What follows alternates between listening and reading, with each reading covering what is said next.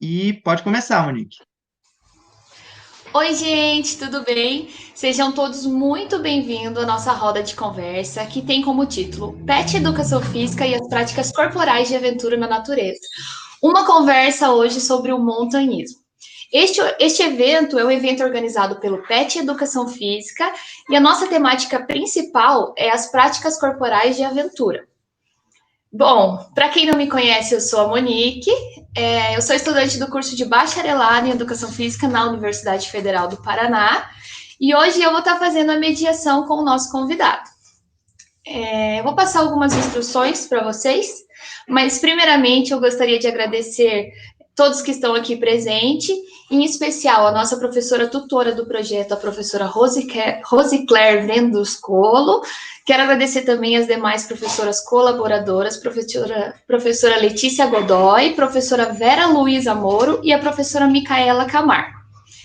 Então, gente, vocês podem ir fazendo as perguntas, mas a gente pode fazer a pergunta no chat, mas a gente vai abrir para as perguntas, só para não atrapalhar a fala, no final, tá? Mas podem ir mandando já que no final a gente seleciona as perguntas daí. Sobre o link de presença. O link de presença ele já está disponível aqui embaixo. E nele vocês deverão colocar no final 3 palavras-chave, que é o que vão valer para vocês ganharem o certificado. Sobre as palavras-chave aparecerão de forma aleatória. Elas vão aparecer aqui embaixo, são 3 no total.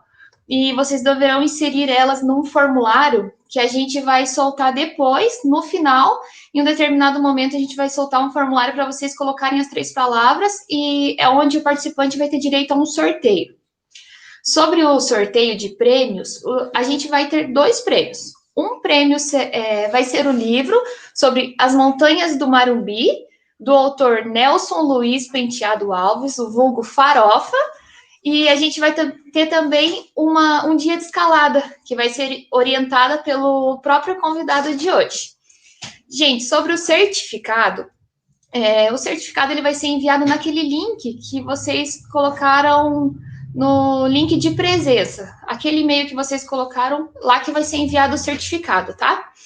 Então, sem mais delongas, né, que eu já falei demais, eu gostaria de apresentar para vocês o montanhista que gosta de ser chamado de montanhista desde criança, com vocês, Daniel Nogaroli. Boa noite, pessoal. Oi, Monique. Oi, professoras da Federal, alunos da Federal e pessoas de modo geral. Olá, eu sou Daniel Nogaroli, né? Eu sou montanhista, eu tenho 42 anos, eu sou montanhista desde criança mesmo. A minha história com as montanhas vem desde pequenininho. E eu praticamente cresci no meio do mato e hoje em dia eu trabalho com uma derivação do montanhismo, das escaladas, né? Eu sou um técnico vertical, então a minha história vinculada ao montanhismo, às montanhas, à natureza, enfim, né? Ela é praticamente 100%. O meu pai trabalhava na Copel e a minha mãe só veio me ter aqui em Curitiba e logo com um mês e meio, eu já voltei para os pés do Pico Paraná. Então, eu cresci lá, eu aprendi a andar nos pés do Pico Paraná, dentro de uma vila de trabalhadores da Copel. Então, eu sempre olhava para aquela imponência, né, que são os gigantes do Ibitiraquiri, a serra mais alta lá. Aí, depois, logo na minha infância, a gente veio para Curitiba, mas todo fim de semana eu ia visitar minha avó, meus parentes em Morretes. Então, eu cruzava a Serra do Mar, seja pela Graciosa, ou de trem, ou pela estrada normal 277. Então, o tempo todo estava cruzando a Serra do Mar. E isso foi me instigando, foi motivando cada vez mais, né? Ainda criança, eu fui para a montanha a primeira vez, com 10 anos, 11 anos. Depois, com 15, eu já fui sozinho. Comecei sozinho para a montanha e fui indo, e cada vez mais a gente foi, com amigos e parentes, a gente foi procurando trilhas e caminhos novos. Isso foi, né, foi indo ao natural, né? Cada vez mais a gente foi adentrando na serra. Entendi. Eu acho que para todo mundo já ficou bem explícita a tua paixão, né? Mas como tudo antes era só uma aventura, eu queria saber como começou essa paixão toda.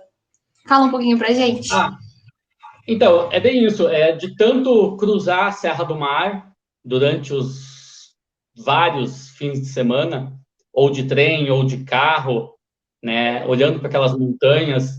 Aí eu chegava lá em Morretes, escutava histórias da minha avó, do meu bisavô, que tinha subido o Marumbi no início do século, e olhar para aquela imponência mesmo, né? Quem olha a montanha, quem tem um pinguinho ali de amor da natureza, olha para as montanhas, se vislumbra. E a primeira vez que o meu tio me levou para a montanha, eu falei, nossa, isso aqui é muito legal, né? Caminhar em trilha, a gente foi um passeio de família, mas aquilo foi muito legal, assim. E eu fui indo, né, com meu irmão, com meu primo, com amigos. A gente foi indo e foi buscando trilhas mais longas e as trilhas começaram a subir, a gente ia subindo. Então, o processo ele é todo gradativo, né? A gente vai galgando passo a passo, degrau por degrau, montanha acima. Bacana. E em todas essas suas aventuras aí, um passarinho verde me contou que em 1996 aconteceu alguma coisa muito perigosa. Conta pra gente o que aconteceu no Marumbi em 1996. Esse meu processo de se aventurar, né?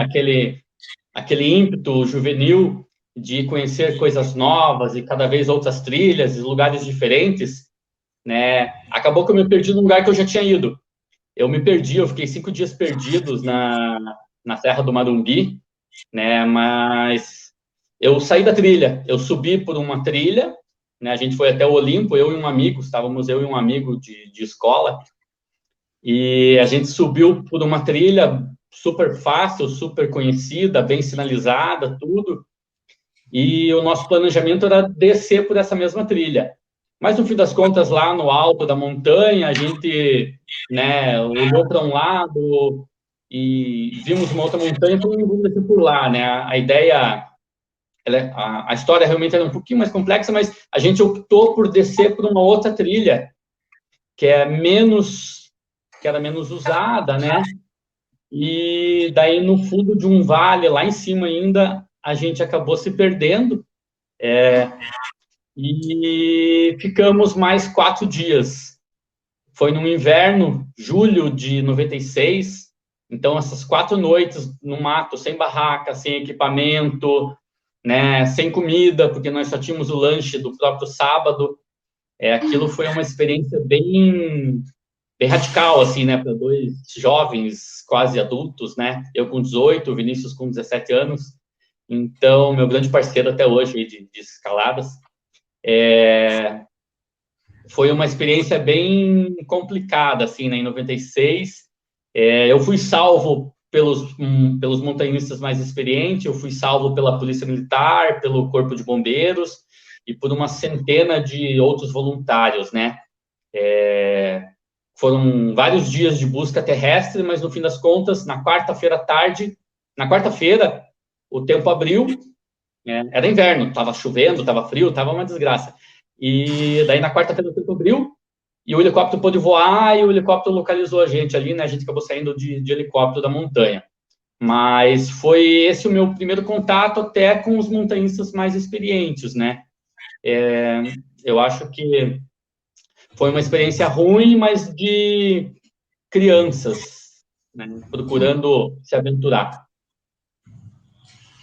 Perigoso, né? E, Mas o bacana é que enquanto os muitos iam se assustar e parar, você não, né? Buscou continuar e se aperfeiçoar. é, Sobre o montanhismo organizado, eu sei que é mais ou menos parecido com o futebol, né? Tem confederações, federações, e eu sei que vai muito além de saber organizar uma mochila. Tem como falar isso um pouquinho pra gente? Isso, acho que esse é um grande ponto, assim, que tem que ser levado, né, quando a gente resolve ir para a montanha. Veja, eu acabei de falar da minha experiência horrível, né, por quê? Porque eu ia por conta, eu ia sozinho, eu fui algumas vezes acompanhado de pessoas mais experientes, e aos poucos eu fui indo sozinho, né? Aí eu tive esse incidente aí, nessa situação lá que eu me perdi. Aí o que acontece? Depois disso, eu fui salvo por montanhistas mais experientes. Depois disso, falei, porra, eu vou procurar essas pessoas, eu vou virar amigo dessas pessoas, né? E aí, então, eu me perdi em 96 e acabei que em 99 eu entrei para o Clube Paranaense de Montanhismo, que é o CPM, né? E fui atrás de pessoas mais experientes. Então, o clube é uma associação, assim como tem o Coritiba, no Paraná Clube, o Flamengo, tem vários clubes de futebol, existem as várias associações de montanhismo. Então, tem o clube, né? Eu me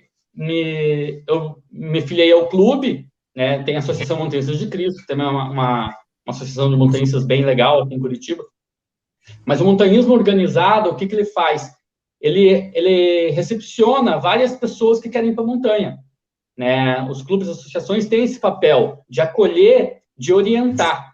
Então, até isso de arrumar bem uma mochila, né? Se você aprende melhor com pessoas experientes, né?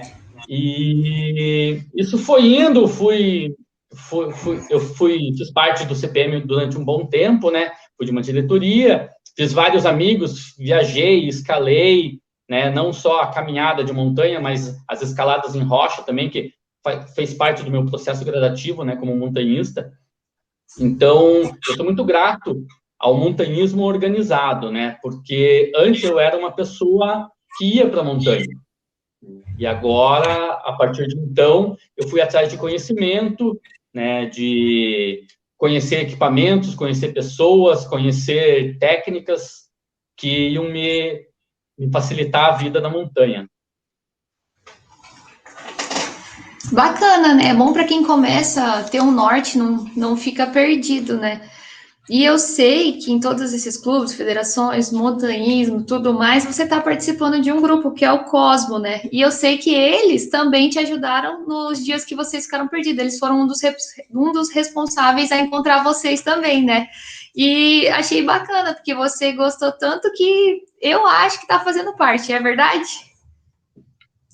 Já faço parte há algum tempo aí, né? O pessoal fala lá que eu fui o primeiro freguês, né? Mas, enfim, o Cosmo tinha recém-inaugurado, né? Recém-aberto as portas, quando eu me perdi.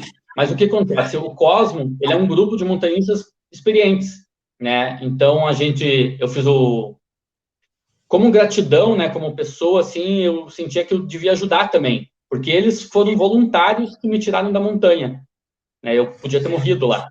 Então, eu falei assim, não, eu quero ajudar também, porque tem pessoas que podem passar por isso no futuro, e se eu me preparar, eu vou conseguir colaborar também, né? Então, o Cosmo é um grupo de voluntários das mais diversas áreas, e nós atuamos em apoio ao Corpo de Bombeiros do Estado do Paraná. Fazemos resgates, temos uma escala de plantão, uma base no Parque Estadual do Pico Madumbi, né? E atuamos lá de forma escalonada. A cada fim de semana tem 2 pessoas, sempre tem mais ali, que fica passeando, né, pela montanha, mas oficialmente, assim, os nossos plantões são em dupla. O Cosmo é um grupo bem técnico, muito técnico, assim. Eu arrisco dizer que é o melhor do Brasil, tanto que para entrar, quando a gente tem os processos seletivos, chove de currículo de montanha, da galera querendo ajudar também, né, com essa mesma ideia, mas no fim das contas, porque o curso ele é bem técnico, bem específico, a gente acaba tendo que peneirar e limitar as vagas para fazer o curso, e não é todo mundo que faz o curso que entra para a equipe, né, claro, é um processo de seleção. Mas é bem legal, assim, a gente tem aí em torno de umas 50 pessoas, um pouco menos de 50 pessoas hoje em dia, né, todos altamente qualificados para fazer um atendimento em montanha aí. É bem legal essa ideia, né? E faz parte do montanhismo organizado, né? Não são pessoas aleatórias que estão ali. Uhum. Quando a gente pensa em clube, federação, a gente pensa num público não muito infantil e também não tão idoso, né? Aqui no projeto, eu não sei se você sabe, mas a gente trabalha tanto com crianças na escola quanto com os idosos em um outro projeto. É, O que você acha? Você acha que a montanha seria para esses dois públicos também? Ah, com certeza. O ambiente de montanha, não vamos falar só da montanha, o cume, o pico, vamos falar do ambiente de montanha, porque existem regiões montanhosas, né? O Brasil, ele é bem legal, sim. Mas o montanhismo, ele é super democrático, porque existem trilhas que podem ser feitas por criancinha, claro, acompanhada dos pais, né? Até por pessoas de mais idade. Então, são várias trilhas de montanha, de região montanhosas do Brasil, que permitem que todo mundo que queira, claro, tem que buscar um pouquinho ali de informação, né? Né, uma criança não pode se enfiar aí do Pico Paraná. É uma caminhada super longa, né? Uma pessoa de mais idade, ela tem que se preparar para fazer uma caminhada que seja de 30 minutinhos. Então, o montanhismo, as montanhas que a gente, vamos focar aqui no Paraná, né? No Paraná, a gente tem montanhas que são com trilhas super caminháveis, que você consegue subir até o topo da montanha, caminhando perfeitamente. Se tiver um bastão de caminhada, ajuda, mas é simplesmente caminhada. E existem trilhas mais técnicas, existem trilhas mais longas e técnicas. Então, indiferente se é um grupo de estudante de criança, ou se são pessoas de mais idade, ou se são superatletas, triatletas, né? As trilhas, as montanhas do Paraná, elas permitem que todo mundo tenha essa condição de acesso, né? Como a gente falou agora dessa parte que entra numa parte, creio eu, que mais de lazer, eu pesquisei um pouco também e vi que tem montanha como esporte, tem até competição. Você consegue falar um pouquinho mais para a gente sobre isso também? Sim, o montanhismo, na verdade, o montanhismo esportivo começou num desafio, né? O cara lá na França, lá, ele desafiou o pessoal a subir no Mont Blanc só para ver o visual. Então, foi isso aí que começou por um desafio, uma aposta, né? Mas hoje em dia, o que a gente tem de esportes de montanha aqui no Brasil? A gente tem trail run, que é simplesmente a corrida, né? Como corrida de rua, corrida rústica aí, existem corridas em trilhas, em regiões de montanha, né? A gente tem mountain bike, que é o pessoal que pedala, né? São trilhas radicais, assim, algumas até. Existe um esporte chamado cross triathlon, que é igual ao triathlon, mas ele é feito em ambiente bruto, né? Não é bicicleta speed, é mountain bike, é trilha na corrida. Então, o cross triathlon também faz parte dos esportes de montanha. Existe um esporte que está chegando agora, né? Apesar do pessoal já voar, os paragliders, os parapentes já voam no Brasil há muitos anos, né? E chegou agora um esporte chamado Hike and Fly, que é a caminhada, o pessoal sobe correndo com a mochila, com o paraquedas, com o paraglider nas costas, sobe correndo a montanha e desce voando. É uma competição também, o pessoal tem que passar por vários pontos, tal. É uma forma de esporte competitivo que temos aqui no Brasil. E também tem a escalada esportiva, né, que antigamente era praticada nos ambientes naturais, mas por uma questão ecológica, a galera já optou por não fazer mais campeonatos outdoor, lá na montanha, por causa da aglomeração de gente, né? Acaba quebrando um matinho ali, o pessoal vai se apoiar, vai bater foto. Então, as competições de escalada técnica não são mais feitas na montanha, né? Salvo uma outra condição que a gente tem no Brasil ali, mas o resto é tudo indoor, em paredes artificiais, né? Uhum. É isso aí. A escalada agora que vai ser esporte olímpico agora, daqui na próxima edição das Olimpíadas. Então, eu acho que todo mundo que está escutando aí já deve ter despertado o interesse, a curiosidade e acho que a vontade de praticar também. Queria que você falasse um pouquinho para a gente sobre a preparação mínima para quem ficou interessado. Como eu falei, aqui o montanhismo é um esporte super democrático, né? Tanto uma criança pode ir quanto um idoso. O que essas pessoas precisam fazer? Ter um mínimo de preparo, seja físico, seja de conhecimento, ou seja de equipamento. Então, não importa a idade, a condição da pessoa, ela tem que se preparar. Então, se é uma pessoa sedentária, ela precisa se exercitar um pouquinho. Não adianta viver a vida inteira num apartamento e querer ir para a montanha. Hoje em dia é muito fácil você comprar uma mochila pela internet, comprar um tênis pela internet, você baixa uma trilha por um aplicativo de celular e você vai para a montanha. É voluntário a estatística nos resgates. Então, a pessoa tem que se preparar um pouquinho. Então, ela tem que buscar informação. Então, ela tem que se preparar fisicamente. Ela pode começar com pequenas caminhadas pelo bairro, pelo parque, pelas academias, que está tudo fechado agora, né? Não vou incentivar, mas isso aí é um processo gradativo.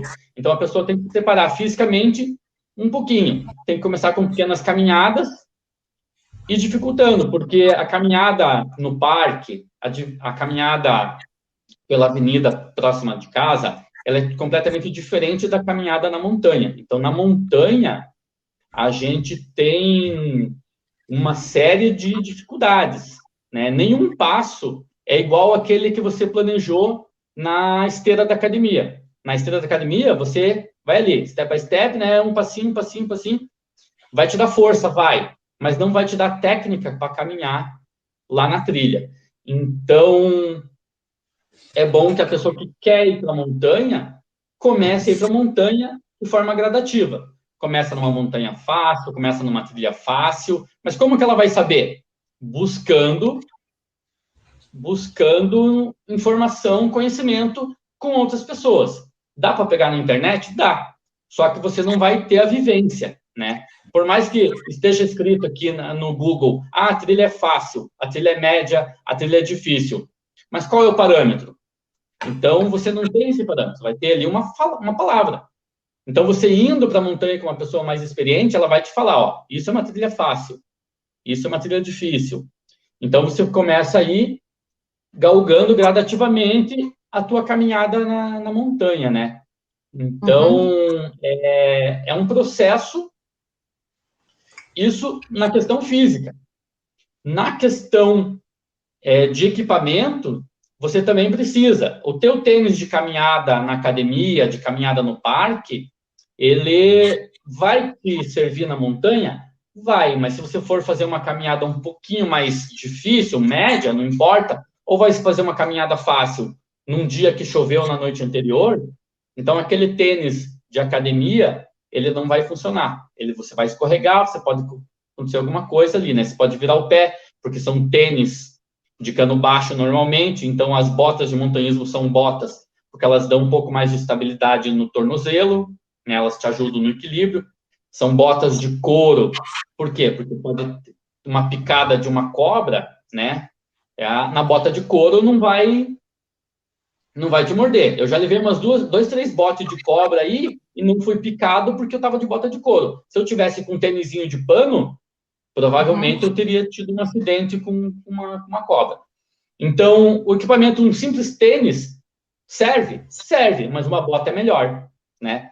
Uma bolsa de tiracolo, de uma alça só, você vai levar a tua aguinha, vai levar teu celular com máquina fotográfica, serve, mas uma mochila com 2 alças que prenda na cintura é melhor. Por quê? Porque vai te dar mais conforto, mais estabilidade. Então, essa questão dos equipamentos também, que a gente tem que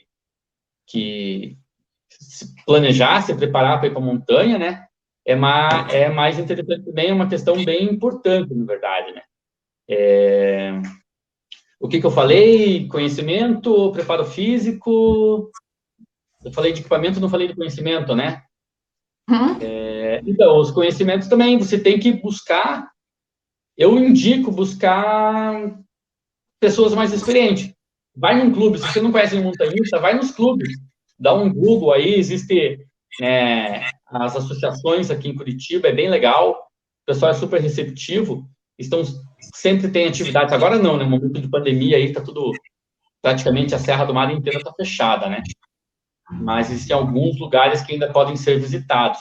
Então, os clubes, as associações têm esse papel de inclusão, de recepcionar as pessoas que nunca foram para a montanha e apresentar a montanha delas de forma correta, sabe? Porque a gente dá um Google hoje em dia, não dá um Google, a gente abre o Instagram e é muito legal ver uma foto de uma fogueirinha no ambiente natural, na beira de um lago, numa montanha, mas essas fogueiras, né, no ambiente natural, eles são mais na questão romântica do montanhismo, né? Porque hoje em dia não se faz mais fogueira. A gente está aí, né? A Serra Fina lá está pegando fogo. A gente teve problema aqui em Santa Catarina agora recente. O Paraná volta e meia pega fogo nas montanhas. Então essa questão da fogueira, que o pessoal que vê pela internet, nunca foi para a montanha, vê, acha legal, acha bonito. E é uma foto bonita. Todo mundo, eu quero uma foto dessa para mim. Só que é completamente errado, completamente perigoso, né? Então, os clubes vão te dar essa orientação, vão receber essa pessoa crua que só tem o desejo de ir para a montanha, né? Mas ela não tem informação nenhuma, tem pouca informação, tem informação vaga na internet, por mais que faça milhares de pesquisa, são informações vagas. Então, as associações têm esse papel de orientar, principalmente.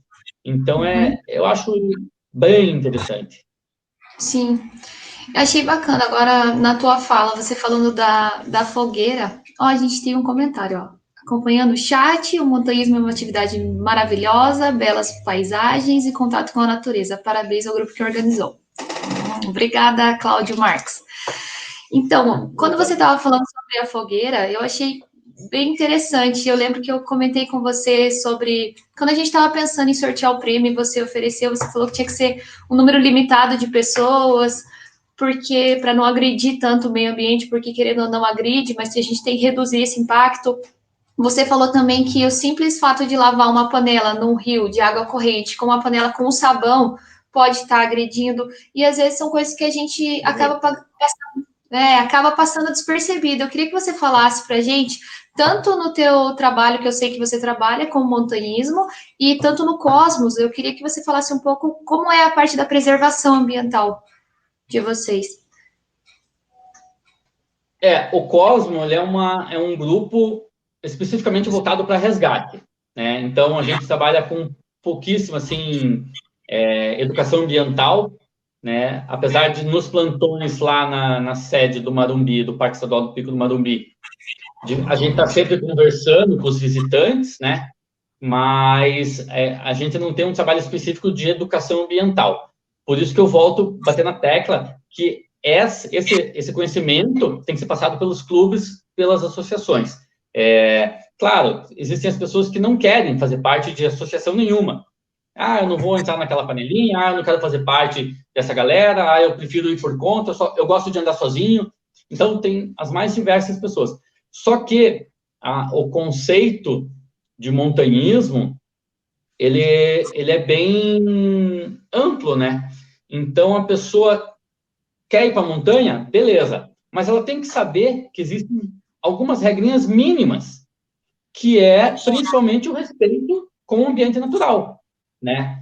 Então, acontece muito de pessoas que vão para a natureza, seja montanha, ou seja uma beira de rio, ou seja uma praia, e vão só para curtir, mas acaba deixando uma sacolinha de lixo, porque você vai lá, come um chocolate, você bobeou, o vento leva aquele papelzinho, ou a embalagem do chocolate, né? Uma pessoa desligada não vai atrás. O que vai acontecer? Aquele papelzinho vai ficar lá, o que ele é? Lixo, né? A questão da fogueira, a questão da higiene dos utensílios de acampamento. Então, são situações que nos clubes, você vai acampar, você vai cozinhar. Ou você vai comer o mínimo que você vai comer. Você precisa comer, né? Então, essa questão de lavar o teu equipamento de cozinha, né, ele jamais deve ser feito perto de uma fonte d'água. Um córregozinho, não sei, você tem que ir lá buscar água e lavar com um produto biodegradável, não botar produto químico na água, porque essa água vai ser bebida por alguém lá para frente. Então, você derrama ali óleo, você vai lavar a panela do riozinho, completamente um desrespeito, né, com a natureza e com a próxima pessoa, porque você não sabe para onde que esse rio vai. Alguém vai beber essa água lá, e daí vai beber com com o óleo que você fritou o ovo? Não dá, né? Fazer fogueira também, o risco com os ventos, a gente está enfrentando uma estiagem muito grande, né? Então, fogueira jamais, volto na questão daí de se preparar com equipamento. Vai acampar, o que precisa ter? Vai cozinhar? Precisa ter um fogareiro. Não precisa ter um fogareiro de R$ 400. Fogareiro de R$ 100, de R$ 50 resolve.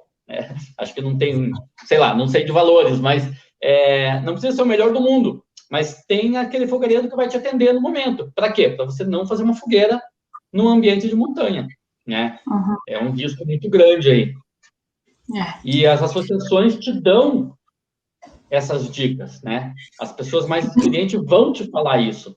Porque se você não tiver essa informação, você vai fazer como você acha que faz. Aí você vai ver uma foto de fogueira no Instagram e você vai lá para a montanha e você vai querer fazer um chazinho numa fogueira. E o risco que você vai gerar para o meio ambiente é enorme, até para você, porque você pega fogo com a estiagem que nós estamos agora, pega fogo na montanha, corre o risco de você morrer queimada. Então, as associações de montanha te dão vários conhecimentos pontuais, assim, seja de equipamento, seja de técnicas ou de conhecimento de modo geral mesmo, né? É bem interessante. A Micaela Camargo comentou: cuidados essenciais, se relacionar com a natureza com respeito. É bem isso mesmo, Micaela. É isso aí, né? Uhum. E sobre as associações, é o que você tinha comentado, né? São pessoas experientes, então são pessoas que provavelmente já presenciaram esses erros, já vivenciaram, que pode passar para você o caminho para você não cometer, de repente, os mesmos erros, né? E você quer deixar alguma consideração final? Quer adicionar mais alguma coisa? Senão a gente pode abrir para as perguntas, eu acho. Não, acho que é isso, né? Eu acho que se for falar para a galera que quer ir para a montanha, nunca foi para a montanha, quer ir para a montanha, procura informação com pessoas, né? Na internet, a gente tem infinitas possibilidades. Tem bastante informação, tem fotos, olhando a foto que você vai sentir o desejo de ir, mas você tem que buscar pessoas que conhecem aquele caminho, né? Porque a maioria das montanhas que a gente tem aqui no Paraná, você vai de carro até lá, deixa o carro na casa de alguém. Então, você tem que saber quem é essa pessoa, você tem que saber se paga, se não paga, se essa pessoa está aberta a te recepcionar, né? Então, você tem que buscar a informação da onde você quer ir, com pessoas, porque na internet você vai ter um conhecimento muito vago. Eu digo que o conhecimento a gente nunca para de aprender. Então, você já foi várias vezes para o mesmo lugar, mas você quer ir, dá uma ligadinha lá para, de repente, aquela pessoa que guardava teu carro lá, se ela está lá ainda, se ela está funcionando, de repente essa pessoa está doente e não quer receber visita, né? De repente essa pessoa saiu de lá, não é mais essa pessoa, fechou, não tem mais aquele lugar, você vai preparado para deixar o carro lá e não tem mais aquele lugar. Tenta falar com pessoas que já estiveram naquele destino que você está buscando por fim de semana, naquela trilha, né? De repente, nós estamos numa estiagem. Eu quero ir para o Pico Paraná. Eu sei que lá, depois de uma horinha de caminhada, tem uma bica. Mas beleza, eu sei que tem a bica lá. Mas com essa estiagem, será que tem água na bica? Então, eu preciso saber se vai ter água naquela bica ou não. Então, o que eu vou fazer? Eu vou procurar pessoas que estiveram recentemente lá, né? Por mais que eu tenha ido várias vezes para aquela trilha, eu vou buscar saber de quem foi recentemente se ainda tem água na bica. Então, eu estou me preparando, mesmo já conhecendo a trilha.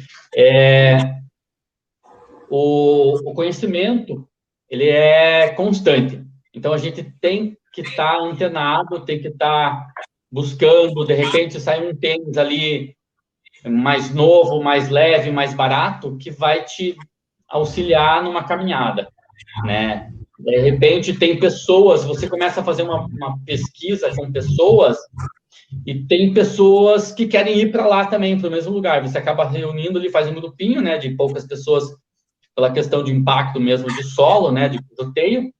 Você faz um grupinho e você vai. É melhor ir num grupo de 3, 4 pessoas do que você ir sozinho. Então, tudo isso faz parte do planejamento, do conhecimento prévio que você tem que ter para ir para lá. Bacana. Eu acho que, com certeza, né? A nossa fala agora deve ter gerado bastante dúvidas. O Pedro selecionou algumas para gente, que o Pedro é o nosso staff. Se quiser colocar uma, Pedro, para a gente já abrir para perguntas. E a galera que quiser comentar, perguntar, pode colocar aí no chat que a gente vai. Eu vou passando aqui para o Daniel responder. Então, o Adilson Celestino, ele perguntou: corrida de orientação é possível em montanhas? Na montanha, eu nunca fiz uma corrida de orientação, né? Mas essa modalidade ela já é bem antiga e normalmente ela é feita em ambiente natural, né? A gente tem aqui um que eu sei, né? Que eu conheço, no pé da montanha chamada Araçatuba existe uma pista de orientação. Até foi feito recente, em setembro do ano passado, foi feito um evento de montanha e teve lá uma competição de orientação, né? Mas a corrida de orientação, ela é bem específica, ela não se compara com uma corrida de aventura ou com uma corrida de trilha, mas é uma modalidade feita em montanha também. Eu só conheço o Araçatuba, que é uma montanha, e na base do Araçatuba tem uma pista de orientação, né? Que o esporte orientação, ele tem pistas pré-determinadas, né? Acho que respondi, acho que é isso, não sei. Não, acho que ficou bem respondido, sim. A Duda Stefani perguntou: o que devemos fazer no caso de ficar perdido em uma montanha? Que foi seu caso, né? O grande problema do que fazer na hora que está perdido é manter a calma. É difícil. Eu fiquei 5 dias perdido. E eu me desesperei em alguns momentos. Claro, eu era jovem e inexperiente. Mas hoje em dia, o que eu vou falar? Tem que manter a calma. Por quê? Se você se planejou para ir para a montanha, ô Duda, se você se planejou, você deixou avisado para alguém para onde você ia. Você deixou avisado para esse alguém quando você voltava. Então, se você se perdeu e você não conseguiu voltar, essa pessoa vai entrar em contato com os grupos de resgate, seja com o Cosmos, seja com o Corpo de Bombeiros, enfim, né, com os seus amigos próximos. De repente, aquela pessoa ia com você, com a Duda. Então, a pessoa que você deixou o contato, Duda, vai entrar em contato com alguém que ia nessa expedição, nessa tua excursão, né? Mas se você já está lá perdido, o que você vai ter que fazer? Você vai ter que manter a calma. E é uma situação bem complicada, né? Mas tem que manter a calma e tentar relembrar da trilha, dos pontos. Por onde que você percorreu, se você cruzou um rio, se você pulou uma pedra, se você bateu uma foto numa árvore grande. Então, essas informações da trilha por onde você passou, né? Aonde você pegou água, se você pegou água em algum riozinho, você vai buscar mas isso tem que fazer com calma. Então, essas informações você vai buscar na tua memória e vão te auxiliar a você tentar achar o caminho, né? Se você ficar andando à deriva, é uma situação muito mais perigosa do que simplesmente estar perdido. Ficar andando à deriva, de repente você cai num buraco, né? A Serra do Mar aí, ela tem um solo bem frágil, bem perigoso, serrapilheira, né? A camada de folha às vezes encobre um buraco, você cai ali, quebra o pé, ou você cai inteiro, vai cair ali embaixo, né? Essa história de que cai num buraco e desaparece, né? Isso é bem folclórico isso. Mas caiu num buraco, desequilibrou, pode quebrar a perna. Quebrou a perna ali para baixo do joelho, você já está perdido. Você já não sabe onde que está. Aí, né, a telefonia celular não funciona muito bem na Serra do Mar.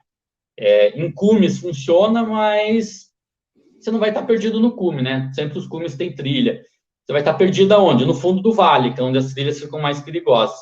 No fundo do vale, dos vales, não pega celular. Então, tem que manter a calma e tentar buscar na memória o que, por onde passou, né? Tentar saber, pelo menos aqui, no momento que você se dá por si que está perdida, você fala assim, da onde eu vim? Ah, eu vim daqui. Então, você tem que ir voltando aos poucos, com calma, e tentar relembrar o caminho, né? Mas essa informação, quando chegou no ponto de já estar perdido, vem todo o planejamento prévio. Você ia para onde? Você deixou avisado com familiares, com amigos, ó, eu vou para a trilha do Anhangava. Eu vou voltar 4 horas da tarde. Né? Você tem que deixar isso com alguém. Porque se você não voltar até as 8 da noite, 4 horas da tarde, se você não voltar até a noite, essa pessoa já vai começar a ficar preocupada, né? Então, a chance de você sair logo do mato é melhor. Eu acho que de tudo que você falou, o mais difícil é manter a calma, né? Ter a calma. É. Gente, eu vou pedir agora para que vocês preencham um formulário. Aqui embaixo na descrição tem um formulário que está escrito assim: formulário para o sorteio, formulário de prêmios. Esse formulário vai pedir o e-mail de vocês, o nome e as 3 palavras-chave que a gente disponibilizou aqui embaixo. Eu vou abrir para mais perguntas enquanto vocês vão respondendo, que daí no final a gente vai fazer o sorteio, tá? Então, Daniel, tem uma pergunta da Gabriela Farias agora. Qual montanha você recomenda para quem irá subir pela primeira vez? Olá, Gabriela. Então, você tem que ir nas montanhas mais fáceis. E como que você vai saber qual é a montanha mais fácil? Você vai buscar na internet, você vai procurar pessoas que já foram para esse lugar. Então, recebi uma ligação aqui. Então, você tem que começar aos poucos, né? Você nunca foi para a montanha, mas você tem um pouquinho de preparo físico? Tem. Então, você vai procurar pessoas ou você pode contratar um guia profissional. Existem guias profissionais, né? Apesar da profissão guia de montanha no Brasil, ela tem um entrave jurídico aí com os guias de turismo, né? Mas existem guias de montanha que fazem esse serviço. Então, você entrando em contato com essas pessoas, elas vão te orientar, né? E vão te analisar e ver. Mas se você nunca foi para a montanha, você tem que ir para uma montanha fácil. Curitiba é uma cidade privilegiada. Por quê? Porque nós somos cercados de montanha. E tem montanha de trilha de meia hora e tem montanha de trilha de 8 horas. Então, você tem que se preparar, você tem que buscar, né? Montanhas estão todas fechadas, essas que eu vou falar agora, né? Estão todas dentro de parques estaduais, né? São unidades de conservação, estão fechadas por decreto. Mas o Morro do Canal, o Anhangava, o Camapuã, são montanhas assim que têm uma caminhada razoavelmente fácil, assim, né? São as mais fáceis. Para o lado dos Campos Gerais, existem montanhas aí que têm caminhadas não são tão altas, mas tem montanhas que têm visual bem legal, assim, são montanhas como até sobe de carro lá, né? Mas se você quiser subir caminhando uma montanha, você sobe porque elas têm trilha também, né? O Morro do Palha, Morro do Cal, são montanhas com visual bem legal, com uma caminhada super simples, né? Mas o que você tem que fazer? Você tem que buscar informação para como chegar lá. Pessoas que já foram, né? Por quê? Porque você nunca foi. Então, a recomendação não é mais assim, qual montanha que você tem que ir. Você tem que buscar uma montanha que você tenha contatos que te leve lá, né? Todas essas que eu te falei são montanhas bem acessíveis, né? Bem legal, assim. A gente tem uma pergunta agora do Daniel Francisco Rodrigues de Souza. Sobre escalada técnica, tem algo a dizer, Daniel? O Daniel Francisco é um amigo aí bem legal. Então, a escalada técnica, né? A escalada, ela digamos, uma parte avançada do montanhismo, mas não é por ser avançada que ela é limitante, né? Existem crianças que podem começar escalando já desde criancinha, pessoas de idade, né? Eu já levei bastante velhinho, já levei bastante criança para escalar. A mesma escalada técnica sendo uma atividade, um esporte radical, uma atividade de risco, ela também é democrática, ela também é bem acessível. Por quê? Porque ela já envolve equipamentos de segurança. Então, mesmo quem nunca fez, quem nunca praticou escalada, indo com pessoas responsáveis, indo através dos clubes ou escaladores experientes, porque essas pessoas não vão estar em risco. Por quê? Porque elas vão estar seguindo uma série de procedimentos, né, de protocolos de segurança, de usar equipamento da forma correta e de conseguir ir para lugares. Quem que vai mensurar aonde que aquela pessoa que nunca escalou na vida pode ir? Seja uma pessoa de idade, seja uma criança. Quem que vai mensurar isso? O guia de escalada, o profissional, né, o que vai levar ali. Então, a mesma escalada sendo um esporte radical e estando num grau elevado do montanhismo, ela é bem acessível ainda a todos, né? A escalada técnica, ela pode ser praticada, pode ser treinada em academias urbanas, né? E pode ser praticada no ambiente de montanha e praticamente no Paraná inteiro. Uhum. Ó, a gente tem a pergunta agora do Matheus Salomão. Já escutei falar que as cobras tendem a se afastar das trilhas. É verdade? O que você acha? Então, baseado na minha experiência, Matheus, eu acho que as cobras, elas não se afastam das trilhas. Infelizmente, elas ficam na borda da trilha porque o pessoal passa comendo. Então, quem aí nunca jogou migalhas para passarinho, né? O passarinho vai ficar ali comendo aquelas migalhinhas de pão, de bolacha, de biscoito, e ele vai estar no solo. Então, ele vai ser uma presa fácil para aquela cobra.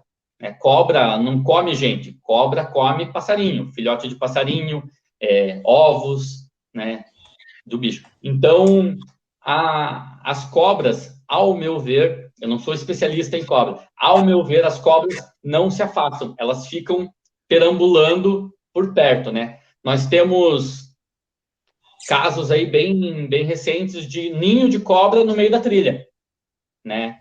O ano passado, eu estava no cume do Olimpo, no Marumbi, e eu trupiquei numa jararaca, né?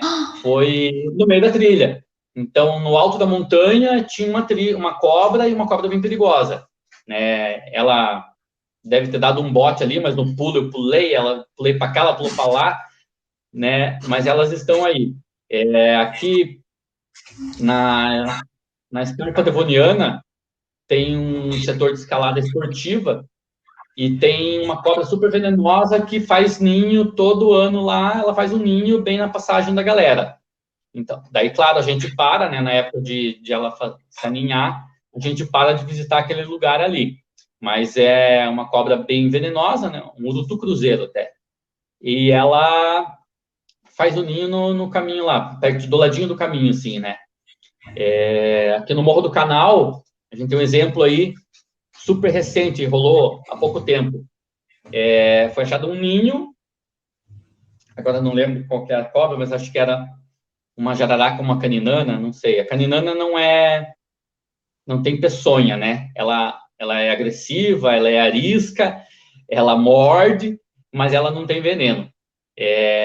Mas eu não lembro agora se era uma caninana, e estava bem no meio do caminho. Então, essa cobra fez numa trilha super visitada, em um dia normal, com a montanha aberta, né? Nessa trilha do Morro do Canal, passa aí 300 pessoas num fim de semana de sol. Então, a montanha super visitada, e a cobra fez ninho no meio da trilha. Então, se elas se afastam ou não, isso a gente não tem como saber. Mas o que a gente tem que prestar atenção o tempo todo? Tem que olhar onde pisa, principalmente olhar onde põe a mão, né? Porque é bem comum nas trilhas a gente estar se apoiando nas coisas. Bem perigoso. Gente, eu sei que tem pessoas que estão tendo problema com a palavra-chave. As palavras-chave, elas começam com a letra maiúscula. Então tem que prestar atenção. Na hora de enviar no formulário, a primeira palavra da palavra-chave vai ser maiúscula, o restante minúscula, a outra maiúscula, o restante minúsculo, daí maiúscula e minúscula, tá? São 3 palavras. O começo de cada uma delas com letra maiúscula também pode ser colocado em seguida no formulário. Tranquilo? Mais uma pergunta da Duda. Acampamento seria uma atividade viável para se fazer na montanha? Eu acredito que sim. O que acontece aqui? Vamos falar em Paraná, né? A maioria das montanhas da Serra do Mar, quase que 100% delas estão dentro de unidades de conservação. Algumas têm gerência, outras não, né? Vamos falar do Parque Estadual do Pico do Paraná. Então, dentro do Parque Estadual do Pico do Paraná, tem a montanha chamada Caratuva, é a segunda mais alta do sul. Ela é bem frequentada e todo mundo acampa lá. Tem uma área de acampamento que, infelizmente, cada vez está se alastrando, a galera vai cortando o mato e vai acampando. Mas, enfim, o pessoal acampa no cume do Caratuva.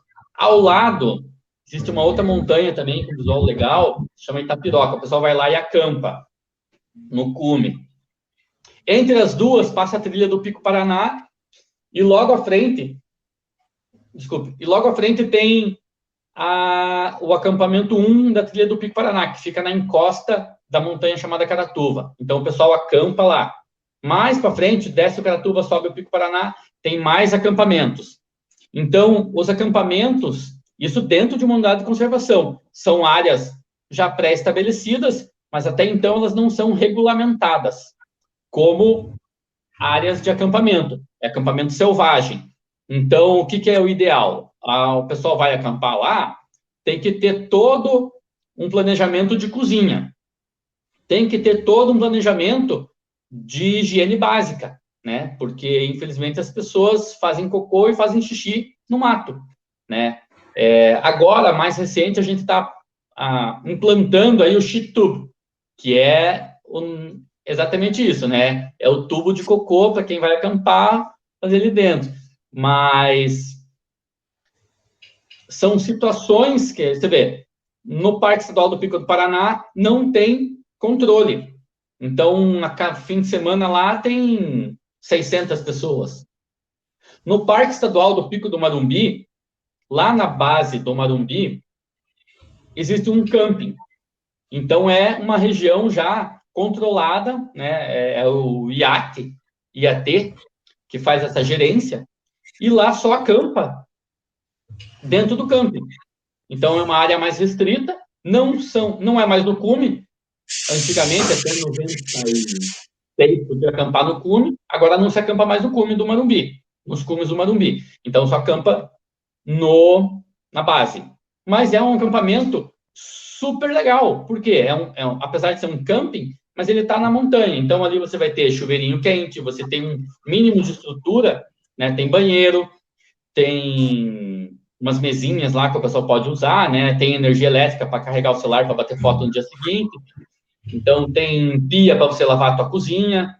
É um parque estadual com estrutura, diferente do Parque do Pico Marumbi, né? Existem outros parques pela região, né?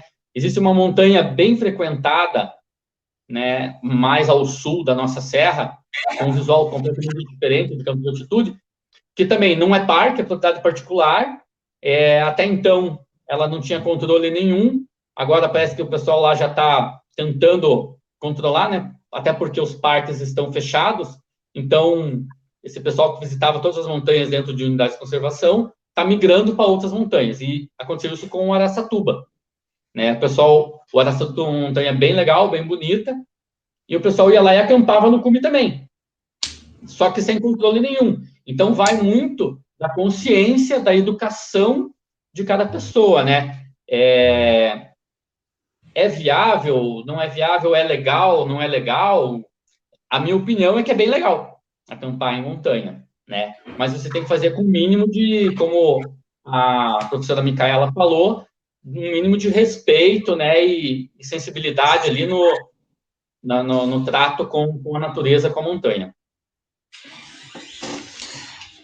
A Jéssica Tavares perguntou: você teria alguma dica para reduzir o peso da mochila quando a intenção é acampar na montanha? Como é feito no Pico Paraná, por exemplo? Então, o reduzir o peso da mochila, ele é bem complicado, porque demanda equipamento, né? Você vai acampar, vamos lá, o exemplo, vai acampar na região do Pico Paraná, não importa onde, Pico Paraná, Caratuba, Itapiroca, enfim, você vai ter que levar barraca, saco de dormir, comida, né? É bom levar comida quente, tem que levar água.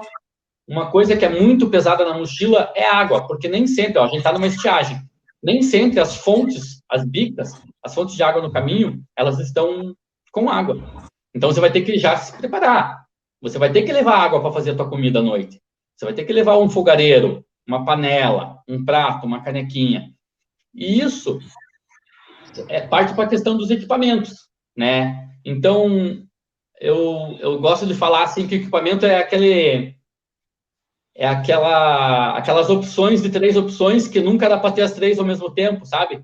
São 3 campos que você joga um volta. Então, peso, é preço e é qualidade. Então, você nunca vai ter os 3 no mesmo, né? Porque uma coisa super leve, a pergunta foi falar, né, para reduzir peso. Você consegue reduzir peso na mochila? Consegue, claro, né? Tem barraca que pesa menos de 1 quilo. Tem saco de dormir que pesa menos de 1 quilo. Isso tudo para temperaturas bem frias, né? Mas o que demanda isso? Demanda a tecnologia do fabricante e ele vai jogar essa tecnologia, vai tirar essa tecnologia no preço. Então, normalmente, os equipamentos são os mais caros, os mais leves são os mais caros, né? Mas nem sempre o mais leve é o melhor, né?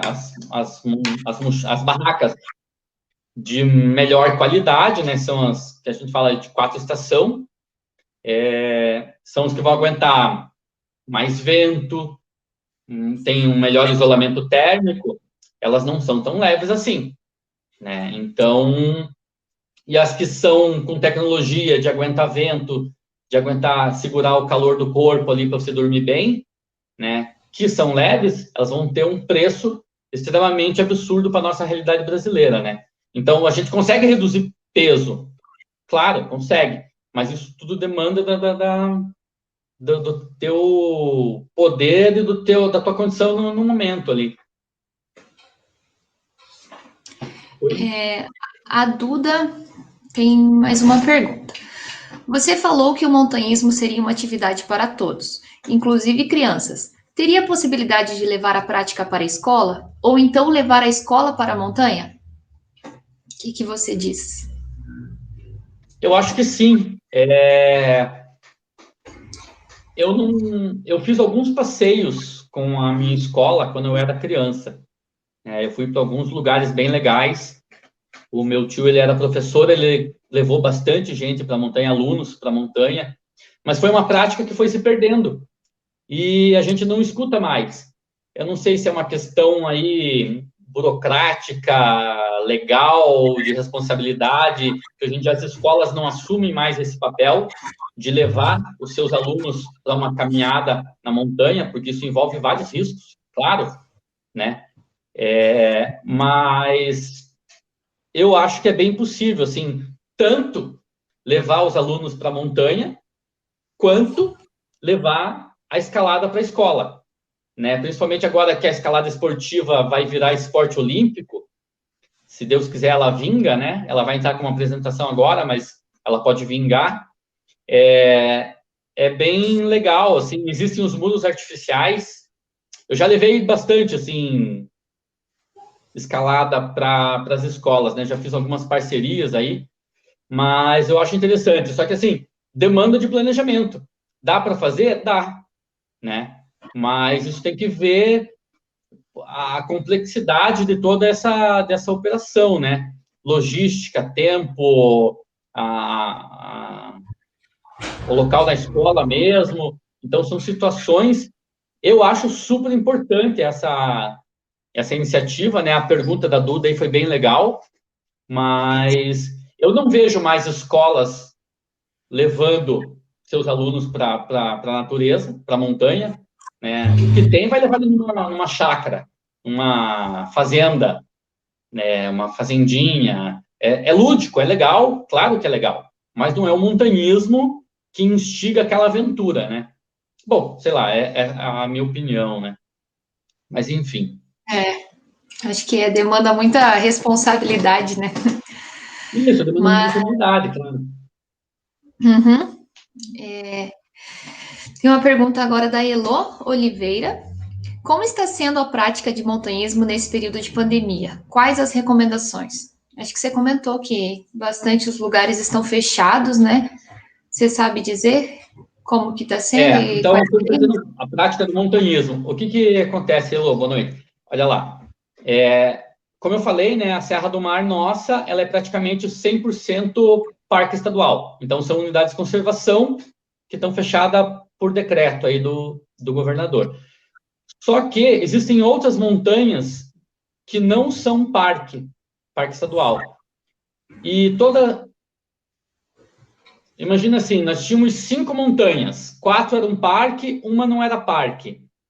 E todas essas 5 montanhas tinham um fluxo de gente, de montanhistas, de visitante, de pessoal que vai para acampar, pessoal que vai para passar o dia, enfim.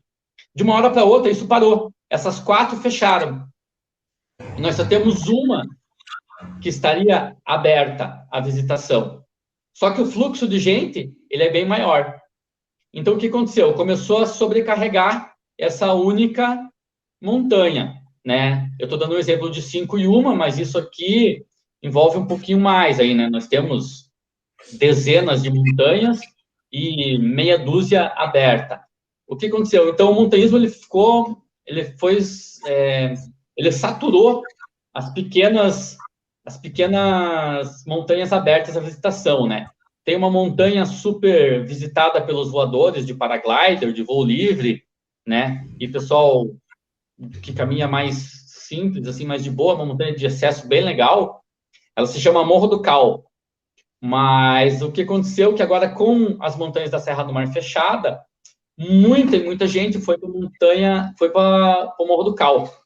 E nas más línguas, o pessoal mudou o nome para Morro do Caos, porque a montanha ficou completamente cheia de gente, assim, e não era gente da montanha, gente que de repente é um movimento que a gente tem notado aí, né? Porque até o Parque Barigui está fechado.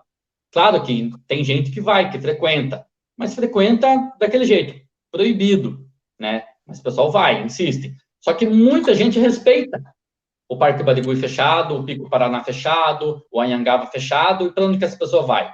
Vai para o Morro do Cal, vai para o Morro do Palha, estava indo para Araçatuba, mas Araçatuba lá teve um decreto da Prefeitura de Tijucas do Sul que conseguiu fechar lá, né?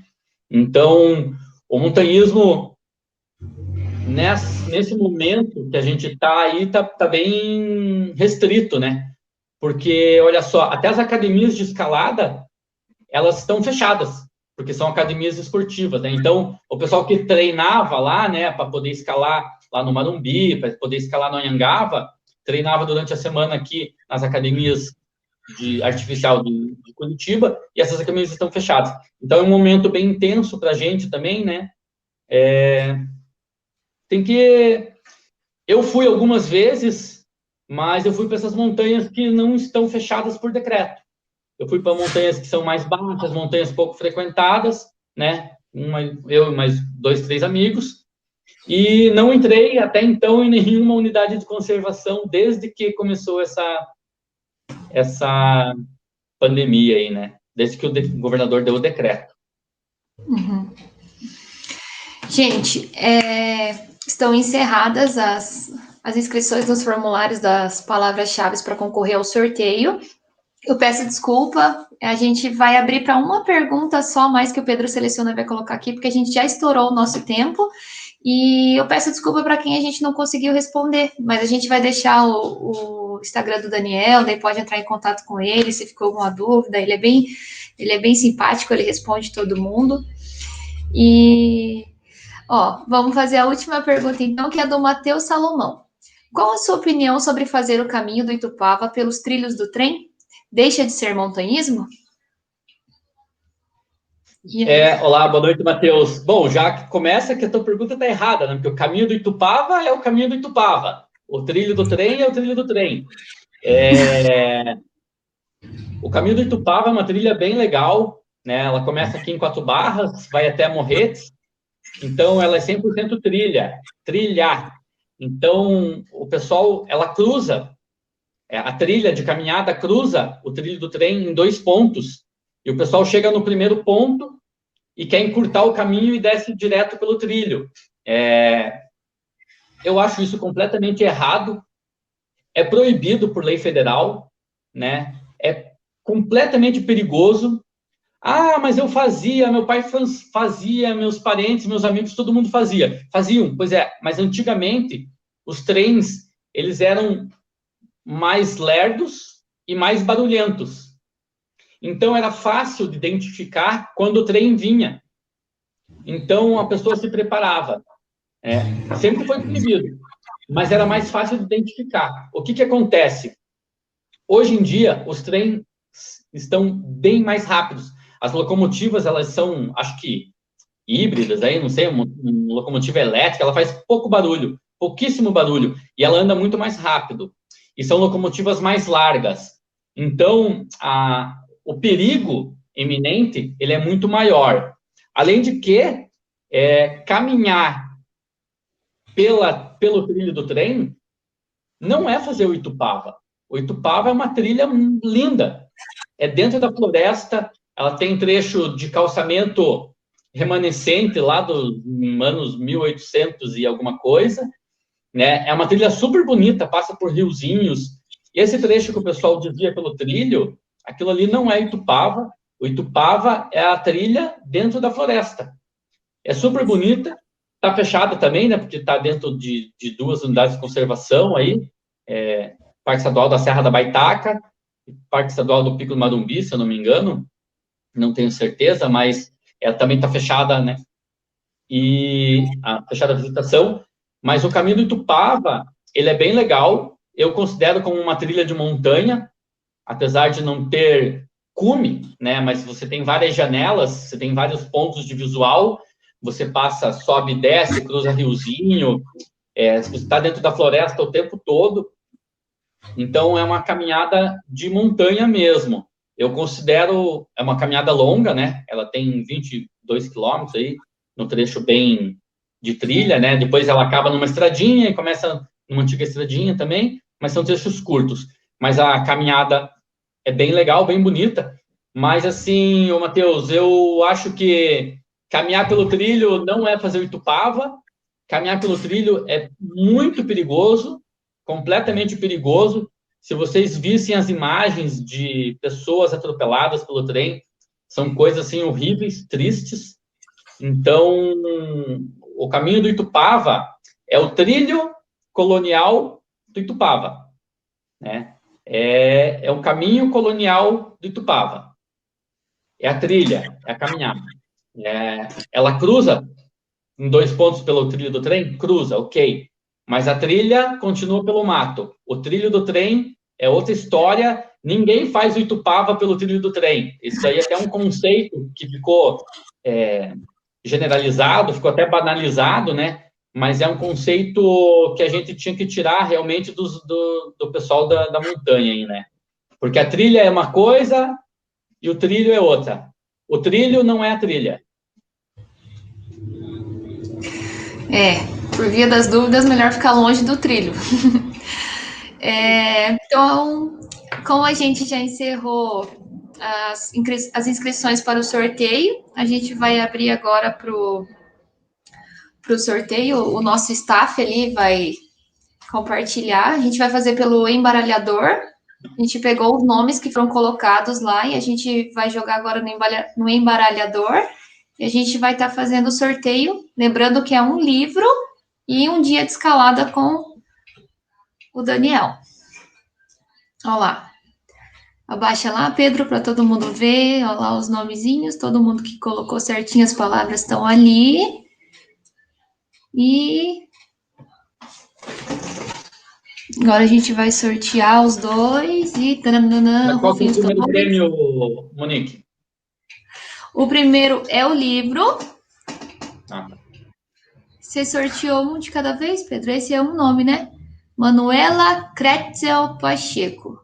Parabéns, Manuela. Você ganhou o livro que tem como título, deixa eu achar aqui, As Montanhas do Marumbi, do Nelson Luiz Penteado Alves, o vulgo Farofa. Ali o livro, depois eu vou deixar o Daniel comentar um pouquinho sobre ele. Vamos lá, agora valendo um dia de escalada com o Daniel, e o ganhador é, rufem os tambores, tananana.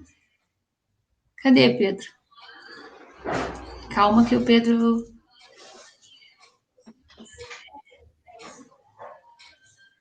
Foi... Não foi... Ups. Ninguém vai escalar, pelo jeito? Pois é, deixa que eu vou, então. Oi, Felipe, tudo bem? Como é que você está? Felipe Macedo mandou um oi, né? Manda um oi, manda um oi. Oi, vai respondendo aí as pessoas aí, mandando oi.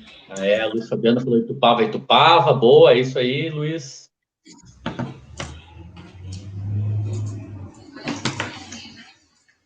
Ah lá, saiu.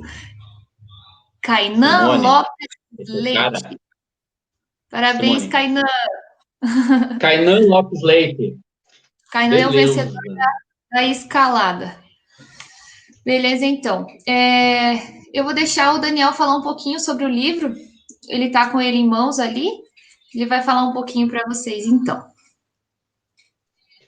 Então, quem ganhou o livro foi a Manuela, né? Uhum. Então, Manuela, esse livro aqui, As Montanhas do Marumbi, do Farofa. O Farofa, ele é um montanhista experiente aí, né? Um senhor já começou com a montanha há muito tempo. E depois de muito tempo, ele teve essa ideia de fazer o livro. O livro é bem legal. Na minha opinião, é o melhor livro de montanha do Brasil, porque ele fala de história, ele fala da atualidade, ele fala do meio ambiente. Ele é bem completo no assunto que ele se propõe, que é o Marumbi. Para quem é montanhista, biblioteca tem que ter na parede. Esse é o meu aqui, né? Tá sempre ali na minha estante. É bem legal, a gente combina aí, Monique, pega o contato da ganhadora e a gente combina aí, né, como entregar esse livro aí, né? Quem ganhou o dia de escalada? Kainan. Kainan Leite, é isso? Uhum. Não. Então, o dia de escalada, o que a gente vai fazer? A gente vai combinar também, claro, após essa pandemia passar, a gente vai combinar um dia de montanha, Kainan. Então, eu tenho todos os equipamentos, você só precisa comparecer no dia.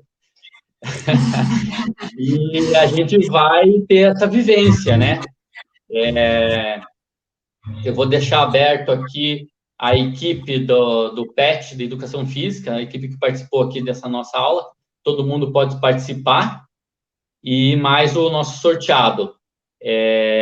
A gente vai fazer uma caminhada, a gente vai fazer uma escalada e a gente vai pegar um cume de montanha aí dentro em breve, né? Eu só peço um pouco de paciência para a gente respeitar esse decreto estadual e fechando os parques, para a gente ir para uma montanha bem bacana, né? Isso aí logo, logo passa e a gente combina aí. Beleza? Mas esse acerto agora a gente vai fazer em off, né, Monique? Uhum. Eu faço e a gente mantém contato e eu vou te passando, então. Daniel, você tem mais alguma coisa para comentar? Não, beleza aí, Eloy Oliveira, Good Vibes, Luiz Fabiano Bandeirantes, parabéns, Letícia, obrigado. Não, acho que é isso, né? O Luiz Fabiano mandou uma pergunta ali, né, Bandeirantes, mas acho que a gente não tem mais tempo para falar sobre isso. Bandeirantes é a primeira via de escalada que nós tivemos aí no Paraná, lá no Marumbi também, mas não temos como falar, né, dela. Não, mas todo mundo gostou, a gente pode fazer um parte 2, né? Se você tiver Olha aí, disponibilidade, se você tiver disponibilidade, a gente já faz um parte 2. Mas então tá bom. Estamos te despedindo já, Monique? Isso. Uhum. Então eu queria agradecer a você, a professora Micaela, a professora Rosicler, e todo o pessoal da equipe, aí o Pedro aí que deu suporte para a gente. Agradecer o convite, foi uma honra e legal, espero que tenham gostado. Gente, eu também quero agradecer todo mundo que ficou até aqui. Muito obrigada mesmo. A gente pode ter certeza que a gente vai fazer um parte 2. Para quem a gente não conseguiu responder as perguntas, a gente responde depois. E eu quero agradecer em especial o Daniel. Desde o primeiro contato, ele foi muito sempre disposto a ajudar a gente. Muito obrigado mesmo. E em nome do Todo Pet, eu agradeço. E acho que é isso. Né? Agradeço ao Pedro também do nosso staff, agradeço todas as professoras. Sem ela, nada disso tinha acontecido. E principalmente é para você, Daniel. Muito obrigada, viu? E é Exatamente. isso. Valeu? Obrigada, Obrigadão, gente. Daniel. Valeu, galera. Valeu. Tchau, tchau.